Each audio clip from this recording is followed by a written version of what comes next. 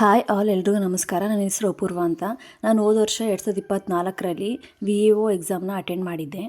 ಕಡ್ಡಾಯ ಕನ್ನಡ ಪರೀಕ್ಷೆಯನ್ನು ಪಾಸಾಗಿದ್ದೆ. ಆದರೆ ಮೇನ್ ಎಕ್ಸಾಮ್ VEO ಎಕ್ಸಾಮ್ನ ಪಾಸಾಗೋಕ್ಕಾಗಲಿಲ್ಲ ಅನ್ಫಾರ್ಚುನೇಟ್ಲಿ. ತುಂಬ ಜನ ಅನ್ಕೋತಾರೆ ಮದುವೆ ಆದಮೇಲೆ ನಾವು ಓದೋಕ್ಕಾಗೋದಿಲ್ಲ, ಎಕ್ಸಾಮ್ ಬರೆಯೋಕ್ಕಾಗಲ್ಲ ಅಂತ. ಆದರೆ ಈ ಒಂದು ಮಾತು ನನ್ನ ವಿಷಯದಲ್ಲಿ ಸುಳ್ಳಾಯಿತು. ಯಾಕಂದರೆ ನನ್ನ ಹಸ್ಬೆಂಡ್ ನನಗೆ ತುಂಬ ಸಪೋರ್ಟಿವ್ ಆಗಿದ್ದರು. ಅಷ್ಟೇ ಅಲ್ಲದೆ ಅವರೇನೋ ಎಕ್ಸಾಮ್ನ ಬರೋದಕ್ಕೆ ಎಂಕರೇಜ್ ಮಾಡಿ ನನ್ನ ಕರ್ಕೊಂಡೋಗಿದ್ರು. ಆದರೆ ನಾನು ಫೇಲ್ ಆಗಿದ್ದ ರೀಸನ್ ನನಗೆ ಗೊತ್ತು. ಯಾಕಂದರೆ ನನ್ನ ಎಫರ್ಟು ಸಾಲ್ತಿರಲಿಲ್ಲ. ನಾನು ಅಟೆಂಡ್ ಮಾಡಿರೋಂಥ ಫಸ್ಟ್ ಕಾಂಪಿಟೇಟಿವ್ ಎಕ್ಸಾಮ್ ಇದು. ನನಗೇನು ಸ್ವಲ್ಪನೂ ಬೇಜಾರಾಗಿಲ್ಲ ಫೇಲ್ ಆದೆ ಅಂತ. ಯಾಕಂದರೆ ನನ್ನ ಎಫರ್ಟು ಅಷ್ಟಿರಲಿಲ್ಲ ಅಂತ ನನಗೆ ಗೊತ್ತು.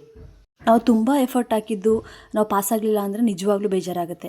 ಆದರೆ ನಾವೇನೇ ಎಫರ್ಟ್ ಹಾಕಲಿಲ್ಲ ಅಂತ ನಾವು ಫೇಲ್ ಆದರೆ ನಿಜವಾಗ್ಲೂ ಬೇಜಾರಾಗಲ್ಲ. ಇದು ಎಷ್ಟು ಜನಕ್ಕೆ ಅನಿಸುತ್ತೋ ಏನೋ, ನನಗಂತೂ ಹೀಗೆ ಅನಿಸುತ್ತೆ.